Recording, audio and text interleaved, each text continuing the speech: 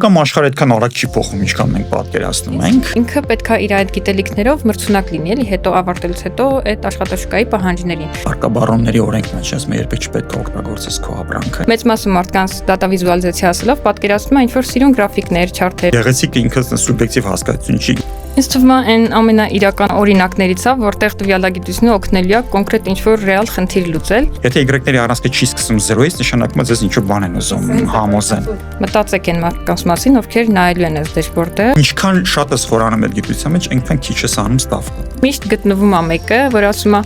այս ամեն ինչը Excel-ով կա, մի հատ տպեք նայեմ թվել։ Չես կարող 650 դառնալ տվյալագետ էլի։ Մենք չենք տեսնում աշխարհը այնպես, ինչպես այն կա։ Մենք տեսնում ենք այնպես, ինչպես ներկայացված է։ Այսօր փորձելու ենք բացահայտել տվյալագիտություն մասնագիտությունը նաև տվյալների վիզուալիզացիայի տեսանկյունից։ Հայաստանի ամերիկյան համալսարանի տվյալագիտություն ծրագրի ղեկավար, Datamotus հետազոտական ընկերության համահիմնադիր Հաբետ Մադոյանի հետ։ Հաբետ, ողջույն։ Բարև ձեզ։ Մինչև բուն թեմային անցնելը կցանկանամ օգտվել արդից եւ շնորհավորել ձեզ։ Երեք տեսա, որ Հովնանյան հիմնադրամի կողմից ստացել եք գրանտ Սևանա լճի շուրջ ինչ-որ նախաձեռնության շրջանակներում։ Կպատմեք ինչի մասին է, ինչ եք պատրաստվում անել։ Այո, ամերիկյան համալսարանն է գրանտը շահել Հովնանյան հիմնադրամից։ Գրանտ ունի երկու կոմպոնենտ, մեկը վերաբերում է նրան, որ մենք իրականացնում ենք գիտական հետազոտություն Սևան եւ Սևան թափվող գետերի քիմիական պարամետրերի, գետերի ջրերի քիմիական պարամետրերի հետ կապված, եւ երկրորդ կոմպոնենտն այն է, որ իրականացնում ենք հենց աշխատանքային տրեյնինգներ հիդրոմետ ընկերության աշխատակիցների հետ, այսինքն միասին վերցնում ենք ինչ-որ մի խնդիր, օրինակ կարող է լինի, չգիտեմ, գետերի վարարումներ, կարող է լինի հենց օդի որակի մոդելավորում, ինչ մի քանի գետի հետ կապված իրականացնում ենք տրեյնինգներ, այսինքն միասին համ սովորում ենք, համ ինչ-որ պրոդուկտ ենք ստեղծում, որը հիդրոմետ հետագայում կարող է օգտագործել իր աշխատանքի մեջ։ Ինձ թվում է այն ամենաիրական օրինակներից է, որտեղ տվյալագիտությունը օգնելու է կոնկրետ ինչ-որ ռեալ խնդիր լուծել։ Ու ես տեսա մի քիչ ավելի մանրամասն կարդացի, հստակ ներկայացված էր, թե ինչ գործիքներ եք օգտագործելու, ոնց եք կարողանալու իրականացնել այդ ամբողջ գործունեությունը, բայց ինձ օրինակ միշտ հետաքրքիր ա եղել, ես էլ իմ վերլուծությունները անելուց միշտ մտածում եմ, արդյոք միշտ հնարավոր է նախապես կանխատեսել այն գործիքները, որը օգտագործելու ենք։ Օրինակ, եթե հիմա որոշել ենք, որ օգտագործելու ենք PCA վերլուծություն, բայց միգուցե այդքան լավ արդյունքներ չտա, էլի հնարավոր է միշտ նախորոք կանխատեսել, թե որ գործիքներն ենք օգտագործելու։ Շատ լավ հարց է տալիս, ինչ է նշանակում լավ արդյունք։ Իմ տեսակետից ցանկացած արդյունք է լավ արդյունք է, բայց գիտական հանրույթի կողմից այդպես չի ընկալվում, օրինակ ասենք, եթե նայում ենք զուտ վիճակագրական հիպոթեզների տեսակետից, այդպես կարծիք ասում է, թե հիպոթեզը դրել է չի մերժվել, ուրեմն դա չես կարող տպագրել, որտեվ ոչ մի հետաքրքիր բան չես գտել, հա, բայց ճիշտ սենց է, էլի, ճիշտ գիտական հետազոտության տեսակետից դու պետք է քո գործիքներն ու հիպոթեզներն ունենաս մինչև դու գնաս դատան վերցնես, մինչև դու գնաս տվյալները հավաքելը, պետք է իմանաս ինչ հիպոթեզները ստուգելու, որովհետև հակառակ դեպքում դու մի գործիք օգտագործես, չես ստանա այն ինչ որ ուզում ես, հետո կգնաս մյուսը կօգտագործես, մյուսը կգտնես ինչ որ մի բան, որի օգտագործությամբ կստանաս այն արդյունքը, ինչի սկզբանե ենթադրում էր, որ պետք է լինի, այն կանես այն հայտնագործություն, ինչը որ ենթադրում էր, որ պետք է լինի։ Ինչը երևի թե էթիկապես այդքան էլ ճիշտ չի, որովհետև մենք ոնց որ այդ սահմանափակում միշտ պետք է ունենանք գործիքների ընտրության ու կիրառման։ Հակառակ դեպքում մենք հարմարացնելու ենք ու միշտ ստանալու ենք այն ինչ որ կա անգլերենում տենց արտահայտություն կա, ասում է if you torture data enough it will confess, հա, ասենք այդ տարբերակը չպետք է լինի, բայց այդ exploratory data analytica-ի տեսակետից չէ, դու կարաս ինչ որ գործիքներ փորձարկես, տեսնես որն է աշխատում, եթե դա չաշխատես, կարող ես ուրիշ բան փորձարկել, բայց մենք մինչև մեր առաջարկությունն անելը թե մենք ինչ ենք ուզում անենք, ինչ հետազոտություն ենք ուզում անենք, մենք գնացել ենք այնտեղ հազարդ այլ հոդված ենք կարդացել, տեսել ենք մարդիկ ինչ են արել, ոնց են արել ու այդ ինֆորմացիայի հիման վրա ենք որոշել, որ օրինակ այստեղ պետք է արվի PCA, այստեղ պետք է արվի, ասենք, կլաստերային վերլուծություն։ Բայց եթե օրինակ կլաստերային վերլուծություն ենք անում ու տեսնում ենք, որ այնտեղ կլաստերների միջև հեռավորության ինչ որ մի մեթոդ ավելի լավ է, հաշվարկման ինչ-որ մի մեթոդ ավելի լավ է աշխատում, քան մյուսը կարող ենք փոխել, բայց գլոբալ գործիքակազմի մոտեցում փոխել կարա լինի, բայց ցանկալի չի։ Երբեմն էլ ուսումնասիրում ենք, վերլուծում ենք դատան ու ինչ-որ ինսայթ չենք գտնում, հետաքրքիր բան, որը կարող ենք ցույց տալ, բայց Էդ էլ չէ ինսայթ։ Ու այդ ամենադժվարն է իրականում մենեջերներին բացատրելը, որոնք սպասում են ինչ-որ ռեալ արդյունք, որ հեսա պետք է այս վերլուծությունը տա, բայց երբեմն անում ենք ու ոչ մի արդյունք չենք ստանում։ Ու չգիտեմ, վերլուծաբանների համար կարծում եմ այս ամենալուրջ չելենջներից մեկն է, որ համոզել, որ չէ, այս դատայում ոչ մի ինսայթ չկա։ Ես կարծում եմ կոնտեքստից է, օրինակ, բարձր օրինակ ձեզ բերեմ, էլի պատկերացեք բանկում համակարգադրած, որը credit scoring է անում, դա մեքենայական ուսուցման համակարգ է, հիմա scoring-ում կա մեքենայական ուսուցման մեջ կա sense հասկացություն drift, ինչ է նշանակում drift, այսինքն քո գլխավոր համակցությունը փոխվել է, օրինակ, ասենք դու մոդելները սարքել ես այն պարագայում, երբ որ քո բանկի հաճախորդների 55%-ը կանայք են եղել, հիմա անցել է որոշակի ժամանակ, բարձրացնում է, որ հիմա 75%-ն է կին, չէ՞, եթե հիմա 75%-ն է կին, քո համակցությունը փոխվել է, դա նշանակում է մոդելն էլ ինչ-որ բան պետք է փոխվի, պետք է իրան նորից վերանայես։ Հիմա այդ պարագայում փոփոխության բացակայությունը լրիվ հակառակ ինքը լավ բան է, չէ՞, այսինքն փոփոխություն չկա, դրիֆտ չկա, ամեն ինչ լավ է, նույն մոդելը շարունակում ենք օգտագործել, це կոնտեքստից ու բացատրելուց է, նաև կարծում եմ կախված թե արդյոք փոփոխության բացակայությունը ինքը լավ բան է թե վատ բան է։ Բայց հա, այդ challenge-ը կա, որտեվ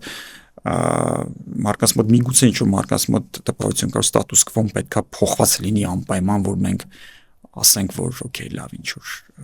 արդյունք ստացվեց հետազոտությունից։ Երբ որ վերջացնեք վերլուծությունը, արդյունքները արդեն պետքա ցույց տաք ինչ-որ վիզուալիզացիաների, պրեզենտացիաների միջոցով, որ այն մարդկանց համար, ովքեր չունեն այս տեխնիկական գիտելիքները, ձեր արածը հասկանալի լինի։ Դուք կարողանաք այդ տեխնիկական մասը իրենց բացատրել այնպես, որպեսզի իրենք էլ հասկանան, ու այստեղ գալիս է արդեն data վիզուալիզացիայի կտորը, որը իմ կարծիքով շատ կարևոր է։ Եկեք փորձենք մեկնաբանենք սա այնպես, որ մարդկանց համար հասկանալի լինի, էլի ինչա իրանից ներկայացնում։ Ինձ թվում է մեծ մասը մարդկանց data վիզուալիզացիա ասելով պատկերացնում է ինչ-որ սիրուն գրաֆիկներ, չարթեր, պարտադիր ինչ-որ գեղեցիկ դիզայնով, գույներով, բայց արդյոք էս հերիքա, այս մասնագիտությունը, այս սկիլը նկարագրելու համար։ Ես էլ որ ասում եմ data վիզուալիզացիա պատկերացնում գեղեցիկ գույներով գրաֆիկներ ու ինքը տենց էլ կա, որտեվ գրաֆը պետք է գեղեցիկ լինի։ Այնդ որում գեղեցիկ ինքը սուբյեկտիվ հասկացություն չի, գեղեցիկ ունի կոնկրետ գրաֆերի հետ կապված, գեղեցիկ ունի շատ հստակ օբյեկտիվ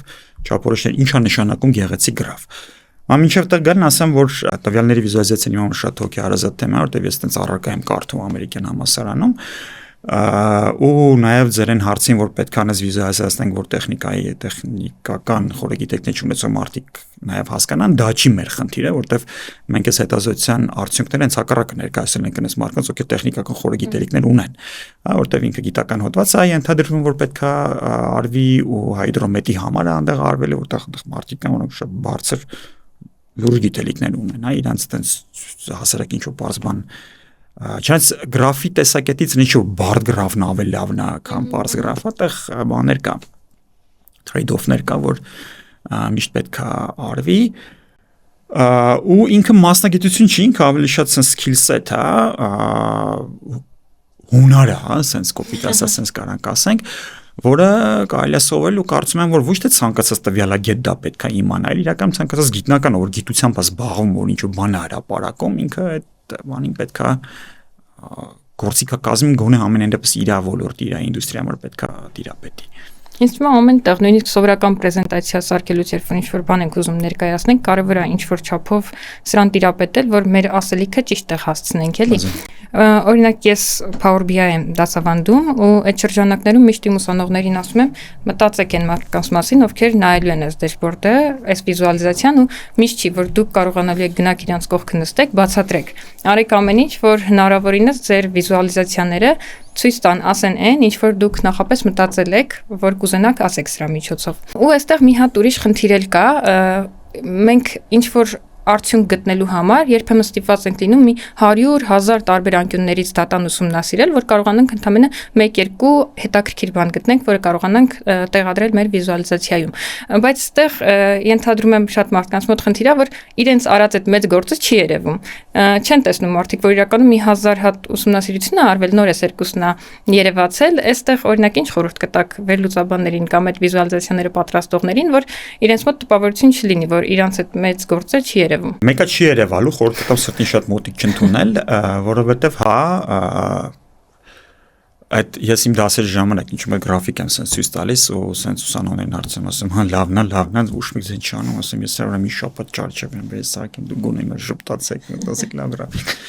Ուզում ասեմ դա իմ այդ էլ գործի մասն է, հիմա անում ենք մի հատ գրաֆիկ ենք ստանում, այդ գրաֆիկն է, բայց եթե ինքը արժեք ստեղծող գրաֆ է, եթե ինքը արժեք ստեղծող դեշբորդ է, ոչ մեկ չեմ կարծում խորանալի է դրա մեջ թե այսքան ժամանակի մեջ այսքան data preparation-ն եղել, թե այսքան եղել, թե ինչ է եղել, ուղղակի գործի բնույթն է, տենց է, շատ գործ է անում վերջում ու կարծում եմ միգուցե նաև կարող է ցանկացած աշխատանքի մեջ է Այդտենց հիմա այս ոդքասթը որ նկարվի, վստահ եմ որ մի ժամ ու կես է լինելու, բայց սրա վրա ժամերով մարդիկ բան են ծախսել։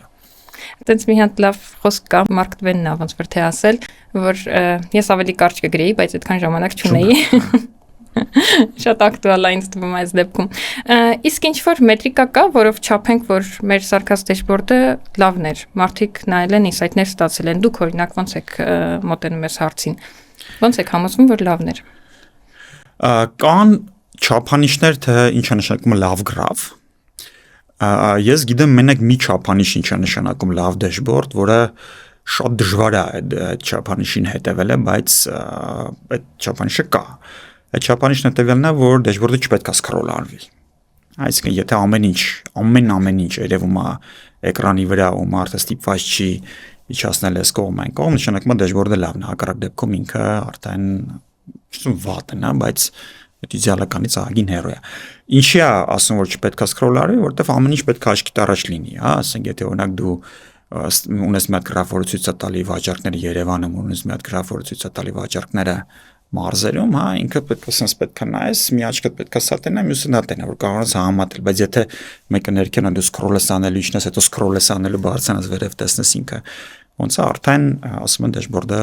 ստացված չի։ Վիզուալիզացիաների հետ կապված ես շատ եմ սիրում Էդվարդ Տաֆտի մոտեցումները, ինքն դա 7-8 չափանիշ ունի, թե ինչ է նշանակում լավ վիզուալիզացիա, դա տենց է կոչվում principles of good visualizations, ու Տաֆտին տվյալների վիզուալիզացիայի ոնց որ մաման, պապան, քեռին, հոպարը մնացած ամեն ինչն է Ու ինքը այդ սկզբունքներն ունի, այս սկզբունքներից մի քանիսը իմ դուրս շատ գալիս է, օրինակ Տաֆտին sense հասկացություն ունի, ասում է chart junk։ Junk նշանակում աղբ, հա, ինքը ասում է ցանկացած էլեմենտ գրաֆի վրայից, եթե դու իրան հանեցիր ու դրանից գրաֆի տված մեսեջը չի փոխվում, այդ էլեմենտը չպետք է այնտեղ լինի։ Դու իրան պետք է հանես։ Ու դա վերաբերում է նաև տեքստերին, հա, մենք գիտենք որ կա տես պարազիտ բառեր, օրինակ Երբ որ ես դիսերտացիա գրում վերջում դրեցի իմ դիսերտացիայի վրա վերջնական մի հատ անցա, տեսա որ դիսերտացիայից երևի կեսը չասեմ, բայց այնց աղագին մեծ մասը բայց այնուամենայնիվ բառերն է, ու սա նախ բայց իմաստ չկա այդ բանը, իրան որ հանեսել իմաստը ոչ մի ձև չի փոխվում, հա։ Այսինքն Տաֆտի այդ օրենքներից մեկն է, ասում է նայի տես, եթե ավելորդ բան կա հանի։ Հա, այդ ակրկիր էր, լավն է։ Ու հանում ես այնքան, մինչև դու տեսնում ես, որ այ եթե արդեն հանեցիր Ինչ բան է փոխվում։ Ինչի է սա կարևոր, որտեղ այն մարդը որ նայում է գրաֆին, իր ուշադրությունը չպետք է շեղվի տարբեր բաների վրա, ինքը պետք է նայի տեսնի ուղիղ այն, ինչը որ դու ուզում ես, որ ինքը այդտեղ տեսնի։ Հիմա կարող է դու ուզում ես մանիպուլյացիա անես, կարող է իրան ուզում ես ցույց չես ուզում ցույց տաս այն ինչ որ կա, կարող ես ցույց տաս այն ինչ որ դու ես ուզում ինքը տեսնի։ Այդտեղ օրինակ ուրիշ բան կա, եթե դուք ժամանակային շարքերի գրաֆին ուշադրություն դարձնեք, երբ որ x-երի առանցքի վրա ժամանակն է y-ների առանցքի չափանիշը, եթե y-ների առանցքը չի սկսում 0-ից, նշանակում է ձեզ ինչ-որ բան են ուզում։ Ես հենց այդ օրինակ ուզում եի վերեի անկեղծ ասած։ Հիմա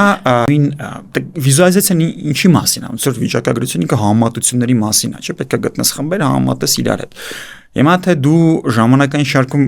համեմատությունները ոնց ես անում, հա, օրինակ եթե դու ուզում ես ցույց տաս, որ ինչ որ ցուցանիշ անկում է ապրում, դու կարաս բռնես հենց այն կետը, որտեղից ինքը անկում է, ու սկսես այդտեղից ցույց տալ, հա, ու ասես այ այս ժամանակից ինքը անկում է ապրում, բայց օրինակ եթե մի 10 տարի էլ հետ գնայր, կտեսներ, որ կարող է ինքը այդ անկումը շատ վաղուց է սկսվել, եթե մենք 20 տարի էլ հետ գնաս, կարող է երևա, որ ինքը իրականում ցիկլային բնույթ ունի, բարձրանում է, իջնում է, հա,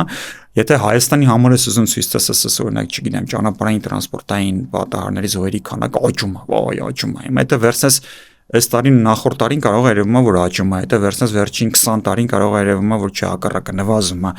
Եթե վերցնես հիմա մի հատ էլ իր կողքը դնես Հայաստանը, Վրաստանը ու Ռուսաստանը ու այլ նման երկրները Հայաստանի ընտրենք ինչ-որ մակրոտնտեսական պարամետրերով, կարող է պարզել որ ամենտեղ է աճում։ Այսինքն բայց այդ ամեն ինչը հենց կախված է թե դու ինչ պատմություն ես ուզում պատմես, եթե քո նպատակն է այս կոնկրետ իրավիճակը չեմ ուսումնասիրել, ես ընդհանրապես եմ ասում, եթե քո նպատակն է որ ցույց տաս աճումը միշտ կարաս գտնես այնպես մեթոդ, որի միջոցով ցույց տաս, որ ինքը աճում է, թե նպատակն է ցույց տաս նվազումը, կարաս գտնես այնպես վիզուալիզացիա, որ ցույց է տալիս նվազումը,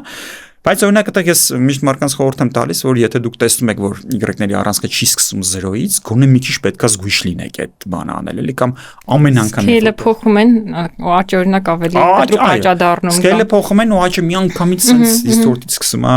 աճել եւալ առնվազն դու պետքա տեղյակ լինես, որ այդտեղ ինչ-որ փոփոխություն կա։ Անի որում sense մանիպուլյացիաներ թե գիտակցաբար, թե չգիտակցաբար անում են բոլորը, անում են հիմնականում մեր համաշխարհային մեդիաները, ու քանի որ մենք էլ դրա սպառողն ենք, ասենք ինչի օրինակ եթե դու գնում ես ինչ-որ բան ես առնում, sense կբացես իր վրայի բանը կնայես, sense սպառման ժամկետը կնայես, ինչա կամ կնայես, տեսնես այնտեղ ինչ պարունակություն ունի, նույն ձևի դու պետքա վերաբերվես ինֆորմացիային, այդ գրաֆատեսը մի հատ առաջին միտքդ պետքա լինի այն այդ հիմնական չեքերը, նայեմ տեսնեմ ինչի հետ են համատում Y-ները, որտեղից է սկսում, ինչա նոր շանսս առել։ Ըստ էության չեն խափում էլ եւ ուղղակի նույն դատան ցույց են տալիս տարբեր ձևերով։ Հաճախակի նաև խափում են, բայց ու դատան կարդալն էլ էլի երևի առանձին սկիլ, որ պետքա ունենալ մենակ սարքելու մասին չի խոսքը, այսինքն առնվազն այդ մինիմալ սկիլսեթը պետքա ունենալ ուրիշների սարքածը հասկանալու համար։ Այո, տվյալային գրագիտությունը, դա կարծում եմ ինչ-որ մի բան է, որը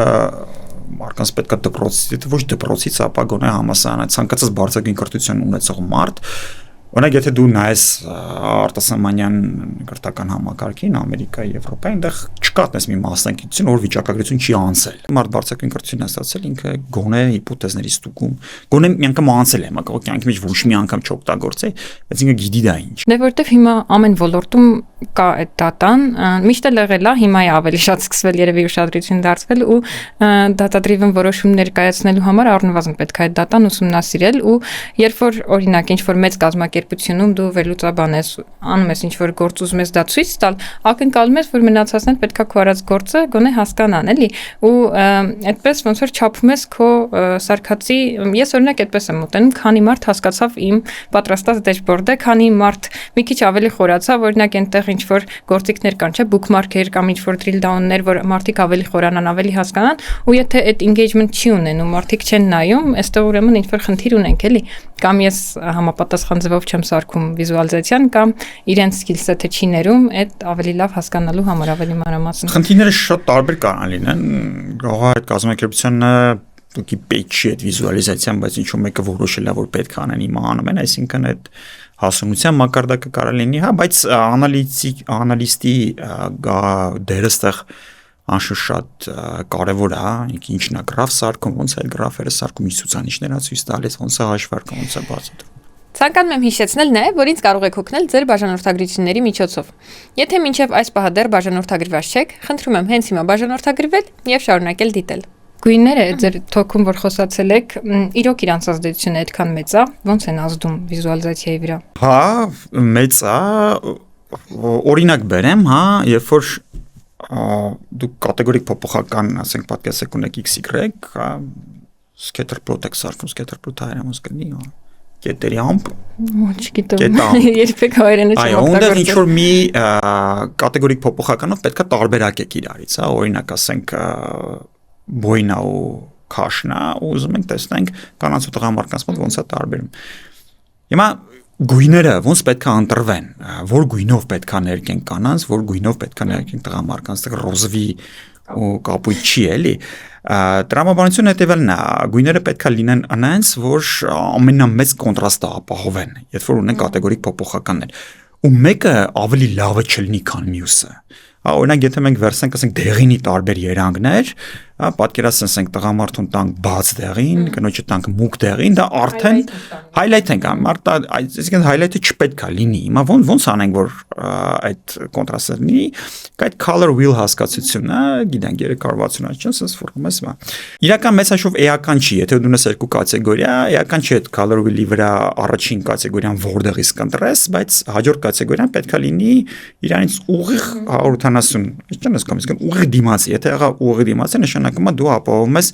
մաքսիմալ կոնտրաստ։ Եթե երեքդ կատեգորիա ես բան անում, արդեն իրանք իրարից հավասարահեռ պետք է լինի, այսինքն 120 աստիճան պետք է լինի ամեն մեկի։ արանքը։ Հիմա սա ինչ կարևոր բան է ցույց տալիս, որ 4-5 կատեգորիայից ավել դու տեսնում ես, որ արդեն այնքան մոտ են իրար դառնում, որ գույները մարդը սկսել է չտարբերել, որպես այդպեսին։ Հետևաբար այստեղ ասում ենք, այստեղ այլ։ Սա գումարում ես իրան, ասում ես այլ։ Ասում ես այլ, կամ չգիտեմ, ուրիշ բան ես մտածում։ Բայց այդ պրոբլեմը օրինակ լիքը շատ վիզուալիզացիան դու կարող ես տեսնել մեկը 10-15-ից գույներով այսպես ինչ ասենք նայում ես հետո ուրիշ բան կա դու երբ որ ինչ-որ բան ես սարքել դու պետք է մտածես թե այդ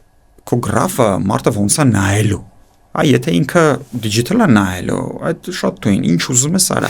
բայց եթե տպած է նայելու հանգրած գույները չօգտագործել որովհետև տպելը մեծ հավանականությամբ տպել են սև ու սպիտակ պրինտերով գնալ է այնտեղ ու սս նայել են ասեն լավ whatever այդտեղ ու քո մեսեջը կորելու է քո արած աշխատանքը տեղ չի հասնելու դե չես հասկանալ ինչի որովհետև պրինցիպի բայց ոչ թե նրա պատճառ լավ է արել բայց ասենք սև ու սպիտակ տպեցին ու բան եղավ պրոբլեմա։ Այսինքն գույները այդտեղ է կարևոր։ Հետո հիմա այդ ներառականության գաղափարը կա, մարդիկ կան, որ color blindness ունեն, ու color blindness-ը ամենևին չի նշանակում, որ մենակ սև ու սպիտակ են տեսնում, մարդիկ կան, որ կապույտի երանգներ չեն տեսնում, մարդիկ կան, որ կարմիրի երանգներ չեն տեսնում։ Հետևաբար կա հատուկ նման մարդկանց համար ստեղծված գունային պալետներ։ Այդ է, որ գույները կարևոր է, որտեղ շատ հաճախակի գրաֆեր անելուց, երբ որ դու նայում ես ռիփորտները, հաշվետվությունները, շատ լավ կամպանիաներ, ասենք հաշվետվությունները օգտագործված է իրանց բրենդի կորպորատիվ գույներն, ասենք կինը կապույտն է, տղամարդը բաց կապույտն է, ասենք իրար կօգտագործած ինչի էլի։ Այսինքն հարցը ինչ էլի կապույտ կընտրենք թե կարմիր կընտրենք, այլ գույների ճիշտ համակցություն ընտրելն ավելի է։ Այտենց տեսություն կա, որ կանաչը վստահություն է, կապույտը էս այն, բայց այստեղ կոնկրետ վիզուալիզացիա տեսակետից է կախված նրանից թե դու ինչ փոփոխական ես վիզուալիզացնում, եթե կատեգորիկ փոփոխական է, մի մոտեցում կա, եթե ինքը թվային փոփոխական է, որ ունի սկիզբ ու վերջ, մի ուրիշ մոտեցում կա, այնտեղ կան պալետներ, երբ որ օրինակ դու բացականից գնում ես 0, հետո 0-ից գնում ես դրական, դա ուրիշ մոտեցում է 3-4 հատ սկզբում կա։ Այն որում կան պատրաստի պալետներ ու կան նաև հնարավորություն, որ շատ արագ դու քո ուզած գույների մեջ, դու քո ընկերության գունային պալետի մեջ սարքես անանց գույների հաջորդական բրենդինգից, բայց չի շեղում բրենդինգից, բայց ինքը արդեն ավելի ճիշտ է։ Իրականում մի հատ այնքան լավ հարց բարձրացրեցիք այս ընթացքում, ես էլ եմ շատ հանդիպել։ Հիմա հազարումի թուլ կա էլի վիզուալիզացիայի, ասենց արհեստական բանականությունն էլ իր հերթին է եկել օգնում է ինչ-որ sense շատ իդեալական լուծումներ գտնենք, տեխնիկապես շատ հագեցած ինչ-որ վիզուալիզացիաներ պատրաստենք, ու մեկը այս ամբողջ պրեզենտացիայից հետո միշտ գտնվում է մեկը, որ ասում է, այս ամեն ինչը Excel-ով կա, մի հատ տպեք նայեմ թվերը։ Ինչի կա էլի այս երևույթը դեռ հենց Excel-ը թե երևույթը։ Excel-ը չէ, երևույթը, որ իրոք մարդիկ կան, որոնց համար մեկը այդ թվերին, լավ, Excel չասեմ, տպած թուղթ ասեմ, այդպես թվերին նայելը ավելի հեշտ է, քան վիզուալիզացիայով ինչ-որ բան տեսնել։ Ես այդ մարդկանցից մեկն եմ։ Չէ, բայց նայեք, այստեղ սենց է, եթե որոշում ընդունողը այդ մարդն է, որ ասում է մի հատ տպենք նայենք, ուրեմն Excel-ով սարքեք, տպեք, թող ինքը նայի։ Բայց կարող է ես եմ իմ գործը սխալանում, որ այդ մարդուն ավելի նախընտրելի է Excel-ը։ Այստեղ խոհապիլիսոպայական հարցից բարձրացնում չգիտեմ, բայց ես սենց եմ կարծում, եթե այդ մարդն է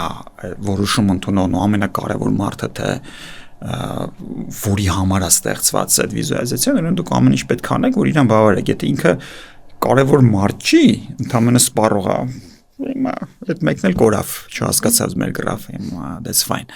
Դուք չեք կարող ստեղծել ինչ-որ բան, որը բոլորին բավարարելու է։ Իսկ արհեստական բանականությունը այս հարցերում ավելի շատ հիմա մեզ օգնում է, թե կարող է ինչ-որտեղ նաև խանգարում է։ Ինձ թվում է շատ է արագացրել էլի ամեն ինչ։ Հիմա բոլորը կարող են ինչ-որ առաջին հայացքից իրենց վիզուալիզացիաները սարքել, պատրաստել, ինչ-որ տեղեր կարող է նույնիսկ վերլուծաբանների կարիք էլ չկա, որտեվ իրենք մի քանի պրոմպտով արհեստական բանականությամբ ինչ-որ բաներ կստանան,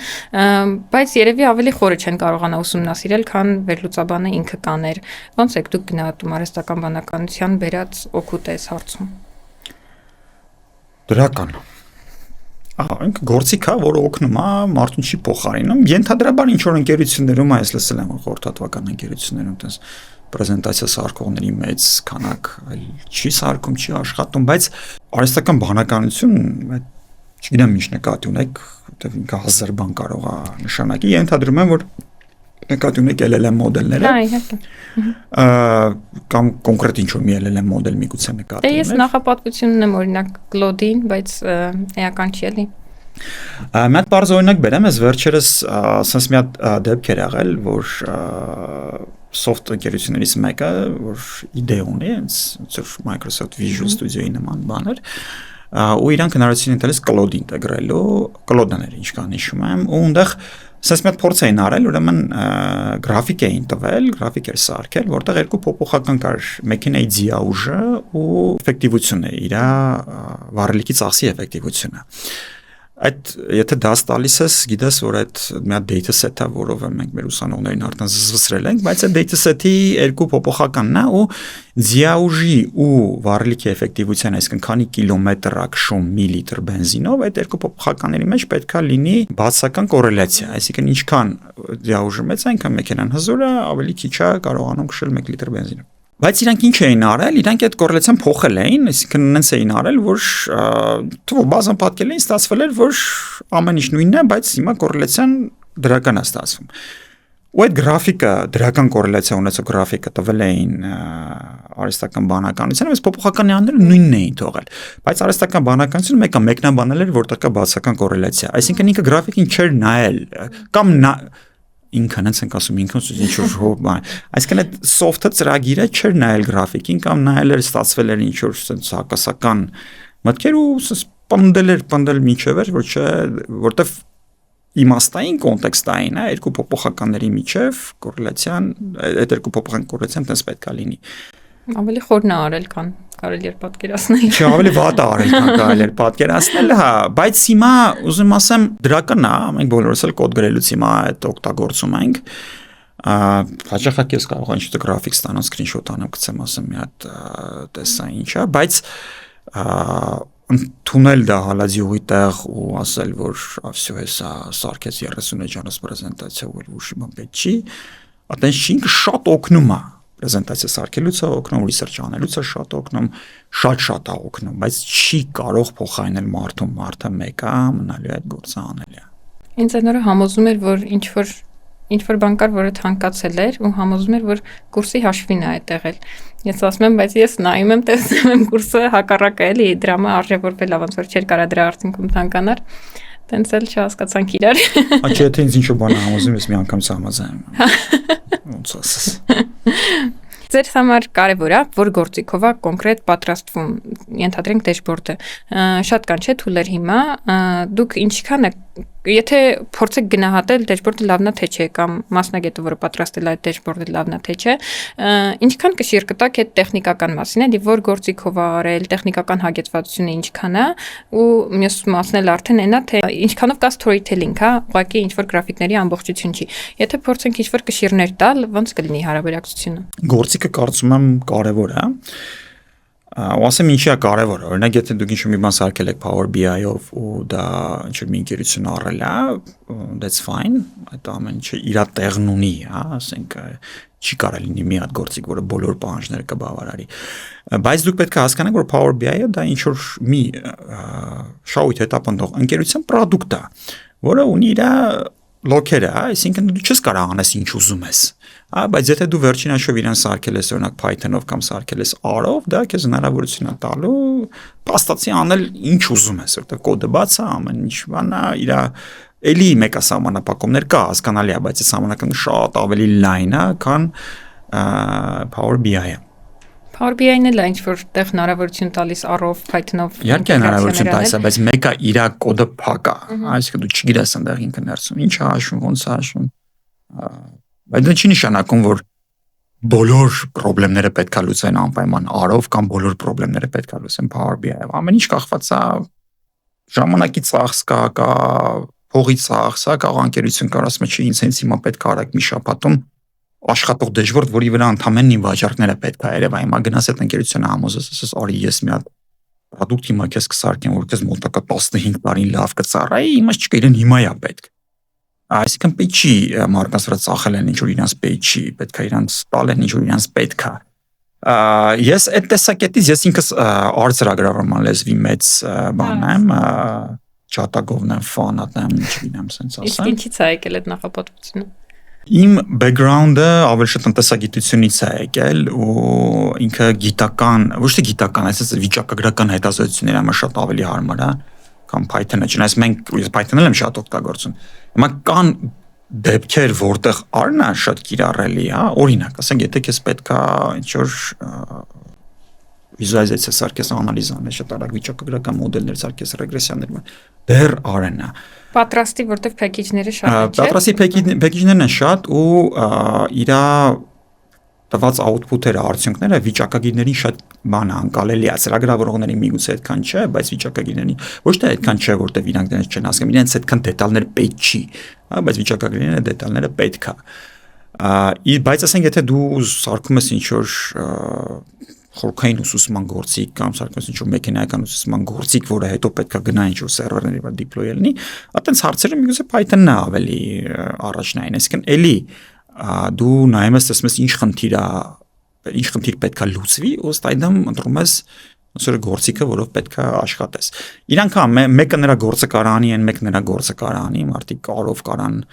ասենք մենք ջայլ էինք Excel-ով բան էինք սարքում, խաղ էինք սարքում, Tetris էինք սարքում, հիմա դա էլ է հնարավոր անել։ Ես իմ data visualization առարկան որ կարդում ցույց եմ տալիս R-ով, բայց քանի որ կոնցեպտների մասին ենք խոսում, օրինակ խոսում ենք նրա մասին, որ եթե ենթադրենք թե դու ունես մի հատ թվային փոփոխական, այդ մի թվային փոփոխական ինչ ձևերով կարելի է վիզուալիզացնել։ Շատ տարբեր են իրականում, շատ են։ Հիմա թե հետո դու այդ վիզուալիզացիան կանես Python-ով, կանես Java-ով, թե կանես թուղթուգրիչով կամ կանես Excel-ով, արդեն քո բանից է, բայց դու հենց տեսար մի հատ թվային փոփոխական, պետք է մեկը օքեյ, կարա histogram լինի, կարա box plot լինի, կարա ECDF լինի եւ այլն, այսինքն մի անգամից այդ բանն աշխատում է մոտ։ Եք կազմում ծրագիրել, օրինակ ինչով եք առաջնորդվում։ Ինձ թվում է, այստեղ մի քիչ կանխատեսման կոմպոնենտ էլ կա, օրինակ, որտեվ եթե մարդ նոր ընդունվեց համալսարան, մի քանի տարի պետքա սովորի, հետո արդեն ավարտի աշխատի, մի քանի տարի անցնում է ամեն դեպքում ու աշխատաշուկան էլ փոխվում է, ինքը պետքա իր այդ գիտելիքներով մրցունակ լինի, էլի, հետո ավարտելուց հետո այդ աշխատաշուկայի պահանջներին։ Ինչերն եք հիմնականում հաշվի առնում այս ծրագիրը կազմելուց, որ հետո այդ մարդու համար ավելի հեշտ լինի։ Իրական աշխարհը այդքան արագ չի փոխում, ինչքան մենք պատկերացնում ենք։ Ինձ թվում է, այս վերջին 2 տարում շատ է փոխվել։ Չէ, ուղղակի վերջին 2 տարին մեզ վերջին 2 տարին է դրա համար շատ այնպես բան կա, որ այն ինչ որ վերջերս է տեղանցել մեր կարծիքով ինքը ավելի մեծ կշիռոնի։ Ոնց է արվում նախ ծրագիրը, որ համալսարանի ծրագիրը որ հաստատվում, այդ ծրագիրը ամբողջական փոխելը այդ բանա Երկար բյուրոկրատական հարցեր են։ Ու այդ լավը որ երկար բյուրոկրատական հարց, այսինքն որ այնպես չլինի որ ով եկավ, ենթադրենք թե ամբողջ եկավ, որպես հիմա էսա ժամանակակից եկես։ Դրա համար ցանկացած ծրագրում կա ինչ-որ մի որոշակի մաս, կուրսերի տոկոս, այսպես ասած, որոնք դու ազատ ես ամեն անգամ ինչ-որ նոր բան առաջարկել, օրինակ ասենք մենք generative AI ենք առաջարկում 2 տարի է։ Այդ նոր կուրս որտեղ տեսանք որ կարիքը կա, այսինքն այդ բանը հնարավորությունը կա, այդ ճկունությունը ունի ծրագիրը։ Դու չես կարող վաղվանից գաս հայտարարես որ վերջ մաթանալիզ չենք անցնում, մաթանալիզը պետք, նախորդը հիմարություն կլինի, երկրորդը որտեղ այդքան ճկունություն չկա։ Բայց մնացած մասով ճկունություն կա, այսինքն դու միշտ կարաս առաջարկես։ Հետո մի բան էլ հաշվի առնեք, որ կրթությունը դա միայն ստացած գիտելիքի մասին չի, հա, եթե մարդ ավարտել է համալսարան ու ստացել է դիպլոմ, այդ նշանակում է այդ դիպլոմի արժեքը մարդու մասին ինչ-որ բան է ասում արդեն։ Առնվազն ասում է, որ այս մարդը դիսցիպլինա ունի, այսինքն կարողացել է նստել սովորել։ Ու ասեմ ես, այդ դիսցիպլինայի գաղափարը միգուցե ավելի կարևոր է գործատուի համար, քան ասենք մեկ որ 20 տարեկան երեխայից ինչ որ leadership skill-եր են ուզում, քան ներենք թե այդ leadership skill-երը, հա, կամ 10 տարվա փորձ։ Կամ 10 տարվա փորձ, հա։ Այսինքն ակադեմիան ինքը ինդուստրիայի տրենդերին հետևում է, նայում է, բայց չպետք է կուրորեն հետևի, որովհետև շատ հաճախակի հակառակը պետք է լինի, այդ ակադեմիան պետք է ինդուստրիային ասի ինչն է կարևոր։ Օրինակ, երբ որ մենք data science-ի ծրագիրը սկսում էինք Ամերիկանում, data science չկար։ Հայաստանը մենք սկսեինք։ Ոնց եղավ այդ պահը։ Եղավ այն, որ որոշ մարդիկ թե համասանի բորդում, թե ժամանակ ծրագրի ղեկավարը, թե դեկանը, թե ես որոշեցինք, որ Սա ապագայի մասնագիտություն է, ինքը գալիս է, հիմա մենք էլ ենք կարող անենք, ինչի չանենք։ Այսինքն դա նաև ինչ որ մարկանց էնտուզիազմի, ինչ որ մարկանց պատկերացումների ու հավատի վրա է հիմնվում։ Դե չէ, եթե մենակ, ես միշտ ասում եմ, եթե մենք մենակ պահանջարկին նայենք, մենք 3 տարի առաջ Հայաստանում ամենապահանջված մասնագիտությունը հիշում եք որն էր։ Տրանսպորտային բրոկերը։ Մարդիկ աշխատում էին հազարավոր դոլարներ, ու ամերիկյան համասարից ինչքան շատ էին մարդ վերցնում, որտեվ իրենց անգլերենը լավն էր, հա, բայց ինքը փաստացի այդպես շատ անհասկանալի ինդուստրիա։ Լոգիստիկա։ Այս կետը մենք հետևեինք ինդուստրիային, պետք է ամեն ինչ փակեինք ու տրանսպորտային լոգիստիկ չգիտեմ ինչ պատրաստ էինք, հա, բայց մենք նաև գիտենք, մենք մեր օրինակ ես գիտենք ինչքան բացական ազդեցություն ունեցավ այդ ոլորտը ընդհանրապես մարդկանց կյանքերի վրա, իրենց եւ այլն։ Ուրեմն կուրորեն չի հետևելու ակադեմիան ինդուստրիային ու հակառակը ակադեմիան ինդուստրիային տոնատալու։ Դրա համար գիտական հետազոտություններ կան, որ արվում են ինդուստրիայում, չէ, հիմա ավելի շատ ինդուստրիայում արվում, քան ակադեմիայում արվում, մասնավորապես արհեստական բանականության ոլորտում, բայց մենք ինդուստրիայի հետ համագործակցության լավ օրինակներ էլ ունենք։ Ասենք Service Titan-ի հետ ենք աշխատում։ Եթե ինչ-որ կոնֆիդենցիալ հարց չկա, ինչ-որ օրինակ կասեք։ Մենք ունենք ծրագիր անում ենք Service Titan-ի հետ, ունենք ծրագիր անում ենք Siemens-ի հետ,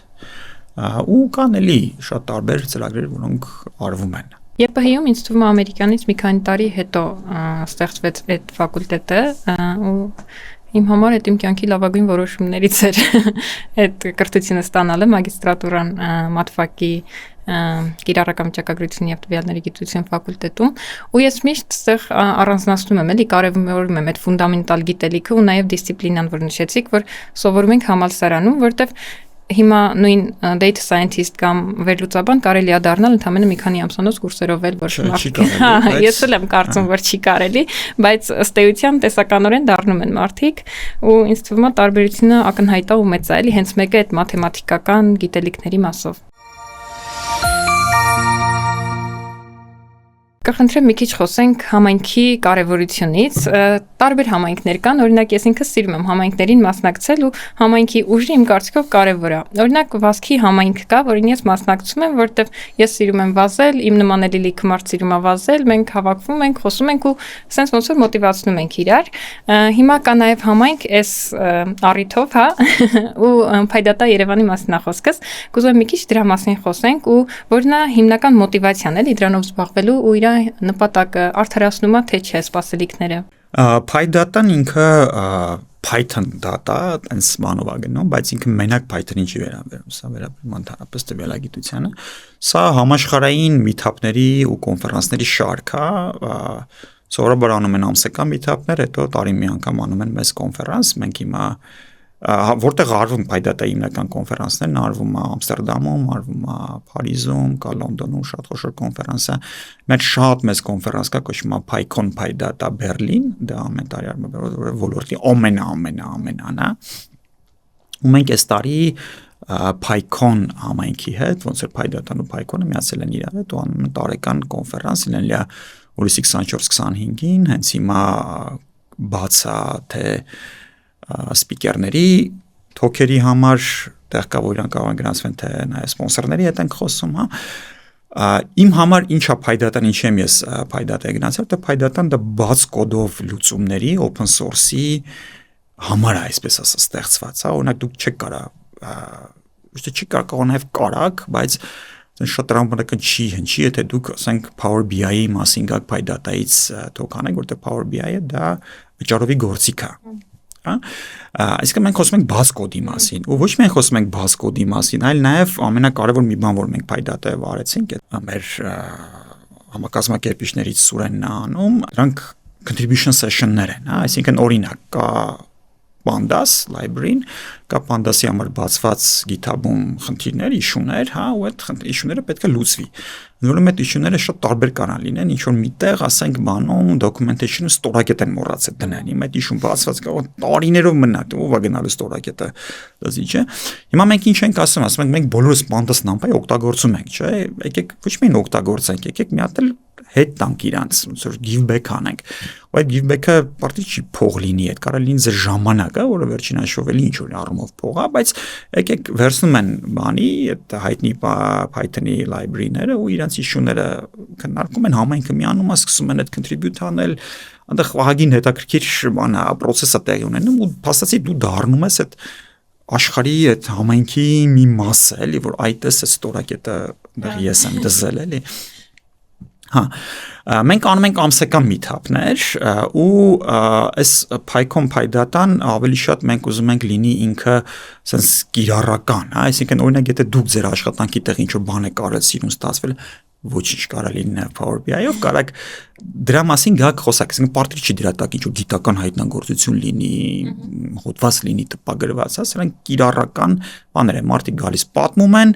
ու դրա հիման վրա քննարկումներ գնում են ու ամենակարևոր բանը իմ համար որ կա, դա նա որ մենք բոլոր մեր meetup-ները ձայնագրում ենք վիդեոյով ու ինքը հետո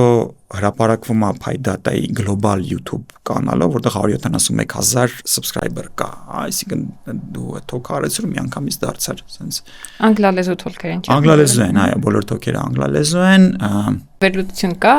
ինչքան են նայողներից հայեր։ Չէ, մենք դες data չունենք։ YouTube-ն էլ չի ապահովում, չէ՞։ Երկրի բան ապահովում է։ Կարողանաս նայել, բայց մենք տենց չէ, բայց լավ բան ասացիր, կարելի է փորձել global PyData global-ից ստանալ այդ ինֆորմացիան ու նայել։ Ես որտեղ մեկ-մեկ մտածում եմ, արդյոք կա Հայաստանում թեկուզ հայալեզու ինչ-որ բան անելու կարիք էլի, արդյոք դրա պահանջարկը կա, որ ինչ-որ նյութեր ունենանք, մարդիկ ինչքանով են հետաքրքրված։ Դեռ չեմ գտել այդ հարցի պատասխանը։ Եթե լեզուն երկար չօգտագործվի, երևի թե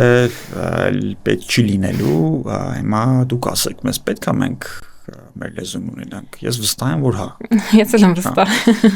Հետևաբար, օրինակ, ինչ ժամանակի ինչ մի բան շատ ներվայնացնում էր LinkedIn-ում հայալեզու կոնտենտը, բայց հիմա ոչ թե կոնտենտն եմ հավանում, չէ, կոնտենտը լի հավանելի բան չէ, բայց այդ փաստը, որ հայերեն են գրում, ավելի sense սկսել է հաճելի դառնալ, որտեվ անգլալեզու կոնտենտը բացառապես ChatGPT-ով սարքած, որտեվ ISQL tool-ից բոլոր post-երը դրանով էր սկսվում։ Հիմա էլի կոնֆերանսի մասին որ ասեմ, սա PyCon PyData է, փաստորեն PyCon-ը դա Python Foundation-ի պաշտոնական, այսպես ասած, meetup-ն է, PyData-ն դա NumFocus Foundation-ի, NumFocus-ը դա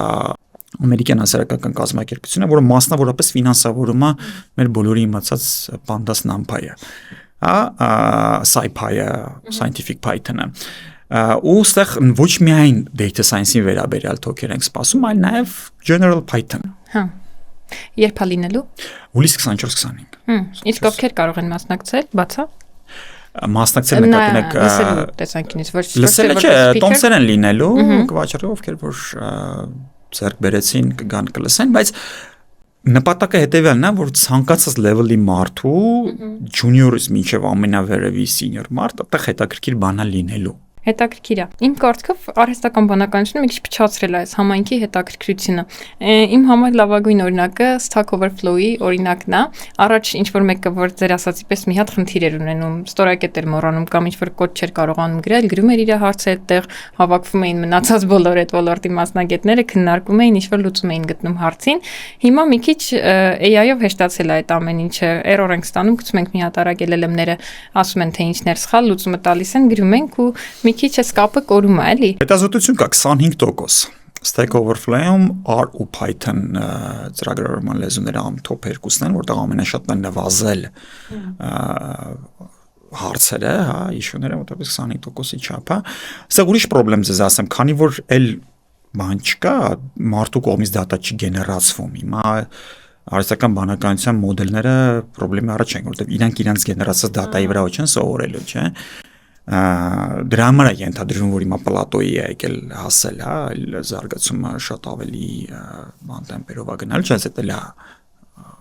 ծուր քննարկման հարցը տենց է թե տենց չի, բայց ես բացական չեմ նայում դրան, դե հիմա մեզ ոչ մոմը ես դուք R-ով Python-ով կոդ գրում եք, չէ։ Հիմա ես որ ասեմ, չէ, R-ով Python լավ գործի չգնացեք, assembler-ով արեք, չէ կանել, չէ։ Ով է assembler-ով։ Կամ ասենք Python-ի տակից վերջին հաշվով են բոլոր լավ library-ներով ինչ է աշխատում, C-ը աշխատում, չէ, կամ C++-ը աշխատում, որ ասեմ անդեղ արեք, ասել եք, չէ, Python-ն ավելի հեշտ է, իսկ եթե ինչ-որ մի գործիք կա, որ ավելի հեշտ է, միանշանակ։ Ուղղակի պետք է զգույշ լինել, որովհետև դուք փաստացի ձեր ամբողջ կյանքը տալիս եք AI-ին։ AI-ին չէ, կոնկրետ մարկանց, Սեմ Ալտմանին եք տալիս, չէ՞ AI-ին տալիս, այդ պետք է հաշվի առնել։ Իսկ դասավանդելու մոտիվացիան որն է։ Ինչն է ձեզ ստիպում, որ դուք հաճույքով ամեն օր գնաք այդ գործը անեք։ Սիրում եմ այդ գործը անել, այդ մեկ, աշխատավարձն է լավ, երկուս։ Տարբեր են, հիմա իմ մոտ է ստացվում, ասած ասեմ, եթե իմ մոտ լավ ստացվեր մերև նկարել, ես ավելի լավ ստացվեր այս գործը, ես այս գործը կանեի, հիմա դա լավ ստացվում։ Կներեք իհարկե մի քիչ ավելի անհամեստ արծի համար, բայց ոնց եք չափել, որ հասկացել եք, որ լավ է ստացվում։ Եթե 11 տարի անում եմ ու այտենց չեն հանել դեռ գործից, լավ է ստացվում։ Չէ, նայեք, սենց ասեմ, էլի, ինչ մի բան լավ սովորելու համար սովորեցնելը երևի թե ամենալավ բանն է, ճանապարհն է։ Հետո հարցերն են հետաքրքիր ուսանողների, ամեն անգամ տարբեր հարցեր են լինում, լեկցիա կարդալը նաև ինչ-որ կոնտենտ ստեղծել է, ասում եմ, չասեմ մենք այդպես կրեատիվություն ենք անում ամեն օր, բայց այդպես ինչ-որ բան իր մեջ կա, որովհետև դու օրինակ ինչ-որ բան ես բացատրում ուսանողը չի հասկանում, դու չես կարող այդ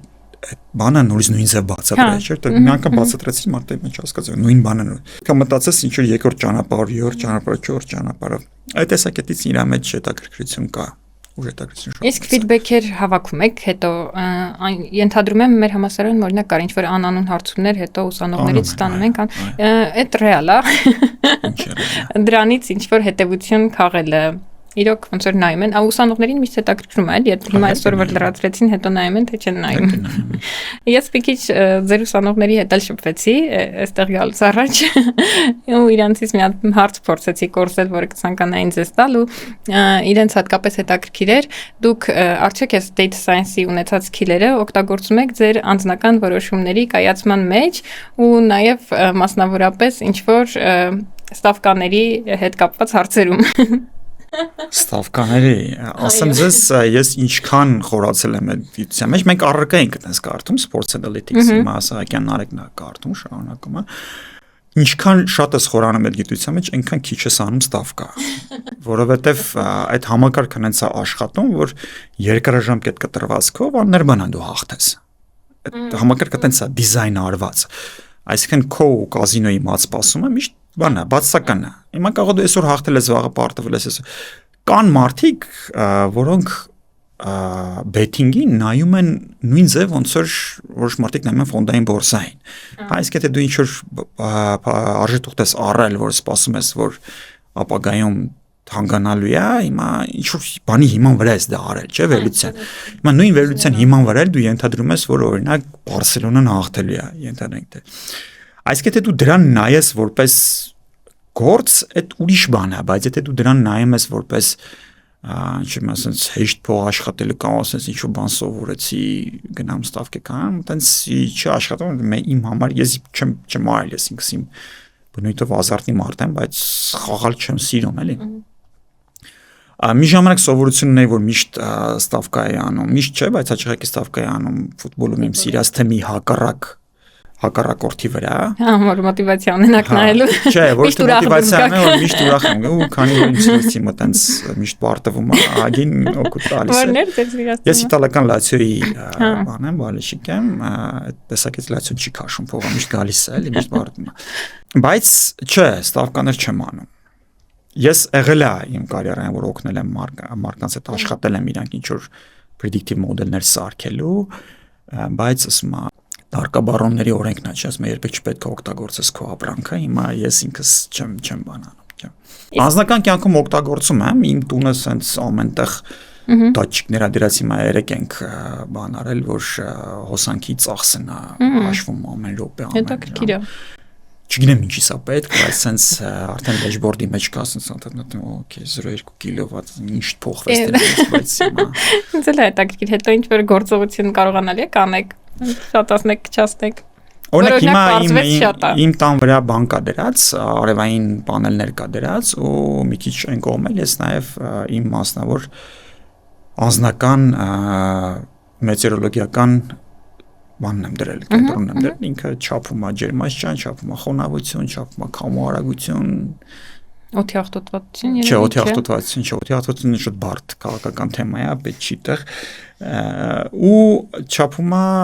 արևի ճառագայթների ուժգնություն։ Իմանանք հենց հիմա ես դրա վրա եմ աշխատում, փորձում եմ հասկանալ այդ գործիքը, որ արժի ընդհանրենք $120, որով ես իրան դրել եմ, այդ գործիքի տվյալների հիման վրա, ես ոնց կարամ հասկանամ, ինչքան լավ է աշխատում իմ արևային պանելները։ Հիմա դա իմ բանն է, ասես pet պրոյեկտն է, հիմա ինչ-որ դրա վրա փող եմ աշխատել կամ բան եմ անել, բայց ես սիրուն եմ գրաֆիկս։ Իսկ կտեսնենք արդյունքները ինչ որտեղ։ Կարծում եմ հա։ Եթե ստացվեց, հա։ Սպասենք։ Մի քանի խորհուրդ կտաք նրանց, ովքեր նոր են ուզում մտնել տվյալագիտության ոլորտ։ Այստեղ պետք է ֆունդամենտալ կրթություն, եթե նոր են ուզում մտնել, այսինքն քանի տարեկան են օրինակ, եթե 10-17 տարեկան, պետք է ստանան կրթություն։ Թե դա կստանան բակալավրում, թե կստանան մագիստրատուրայում, բայց ֆունդամենտալ կրթություն պետք է չես կարող 6 ամսում դառնալ տվյալագետ, էլի կարող ես դու գնալ ստանալ տենց փոքր կուրս վերցնել, հա, շատ են առաջարկում, շատերը բավական լավն են, ու որը քեզ կարիերայում ինչ-որ բուստ կանի, էլի, բայց տենց չեն դառնում մասնագետ։ Ճիշտ է, ես ինքս տվյալագետ չեմ, մասնագիտությամբ տենց կրթություն չեմ ստացել, որտեղ իմ ժամանակ չկար։ Դա կրթություն որպես այդպեսի, բայց հիմա բարգացո կա։ Իմ խորհուրդը հետևյալն է, պետք է շատ կարդալ։ Ու պետք է շատ կարդալ ոչ մասնագիտական գրականից։ Ինչով կօգնի։ Ինչով կօգնի, որովհետև բոլոր ինովացիաներն առաջանում են, ինովացիաները մեծ մասն առաջանում են այն դեպքերում, երբ որ դու ինչ-որ մի տեղ, ինչ-որ մի բան ես տեսել ու տանում ես դա օգտագործում ես լրիվ ուրիշ տեղ։ Ու կարդալ նկատի չեմ անպայման տպագիր գիրք, ես ինքս տպագիր եմ կարդում, ես կարող եմ վիդեոներ են նայեմ կամ բայց ասենք, այսինքն մտահորիզոնը լայնացնելն եմ խորհուրդ տալիս։ Մտահորիզոնը լայնացումը շատ կարևոր է։ Նամանավանդ երբ որ տվյալագիտությունը դե վերջին շուտ դա մենակ LLM-ներ սարքել չի, հա, ինքը շատ ավելի լայն գիտություն է։ Բայց օրինակ եթե կարդում են գրքեր, որոնք վերաբերվում են, օրինակ վերջից ես կարդում եի գիրք վերաբերում է էպիդեմիոլոգիային, հա, ունդեղ շատ հետաքրքիր մանրամասն նկարագրված է գիտությունը ոնց է առաջացել ու դու տեսնում ես, որ այստեղ վիճակագրությունը տենց է առաջացել, փորձեր են դրել, հետո կորելացիան են։ Մեկը Սնոուդենի գիրքն է, կոչվում է Epidemics and Society, թե չեմ սխալվում, շատ լավ։ Դնում եմ էլի description-ում, որտեղ կարող եմ հետաքրքիր։ Մյուսը հենց կոչվում է The History of Epidemiology, ինքը էլի բավական հետաքրքիր գիրք է, ուտեղ որ դու կարդում ես, տեսնում ես, որ տվյալագիտության են բաները, սաղմները, այսպես ասած, այդ 19-րդ դարից սկսված դա եղել է, հա, ասենք նույն Ջոն Սնոուի հայտնի խոլերայի դեպքը,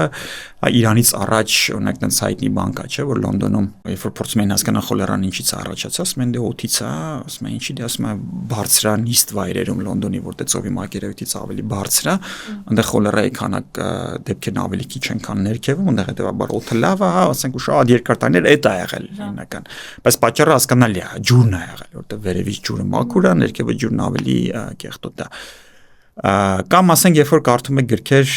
օրինակ դեղերի մասին, սրանք non-fiction գրքեր են, որոնք ցանկացած մարդու չի դու դեղագործ լինես, որ այդ կարդաս, բայց երբ որ դու կարդում ես ու տեսնում ես օրինակ այդ էս ինչ է նշանակում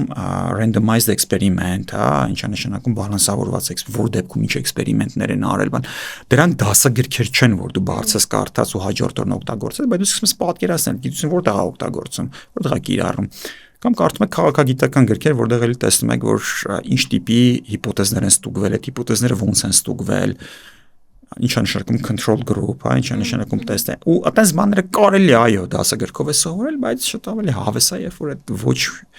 non-fiction գրքերի միջոցով են սովորում։ Խորհուրդը դա է։ Իսկ ուղղակի այսպես որ շեղվեցինք, այս հարցնել տամ, այլընտրանքային դատայի օգտագործման մասին ինչ կարծիք ունեք, օրինակ շատ ցուցանիշներ կա, որ հաշվում են հետազոտությունների միջոցով, սերվերների միջոցով, չէ, բայց հիմա ռեալ պատկերացնում ենք, որ օրինակ սպառողական գների ինդեքսի եթե նայենք, գների մասին ավելի հստակ պատկերացում կունենանք, եթե սուպերմարկետների դատան կարողանանք օգտագործել մարդկանց քարտերի գնումները։ Հա, հիմա ինֆլյացիա չափելը այտենց պետք չի սпасել մի տարի ու հետո դրանից հետո եւս 3 ամիս, որ արժեզրկումն իմն ինչ կա, նաուքաստինգ կար ասենց հենց հիմա շատ հեշտ կարելի է, բայց հրապարակային ինֆորմացիաներում կարծում եմ չի օգտագործվում, բայց ինձ թվում է այտենց շատ դրական են վերաբերվում, այդ նաև այդտեղ հասկանալ թե ինչ ցուցանիշը ինչ այլ ցուցանիշով կարելի է չափել այդ տիպի գիտելիքը գալիս է բացառապես լայն մտահորիզոնի արդյունքում, դրանք կոչվում են պրոքսիներ, հա։ Օրինակ, մենք այս վերջերս բավական հետաքրքիր բան ենք նայում ու էլի փորձում ենք դրա մանետազոտության համար գրանտ վերցնել, որ ազգանունների բաշխվածության հիման վրա կարելի է հասկանալ ինչ միգրացիոն պատերներ ա եղել։ Հա, հետաքրքիր է։ Հա, ասենք օրինակ որտեղից են առաջացել մադոյանները, որտեղից են առաջացել դանիելյանները, չգիտեմ, ու ոնց է եղել միգրացիան, ասենք մարդիկ գնացել են մարզերից դեպի մայրաքաղաք, դա սկզբից գնացել են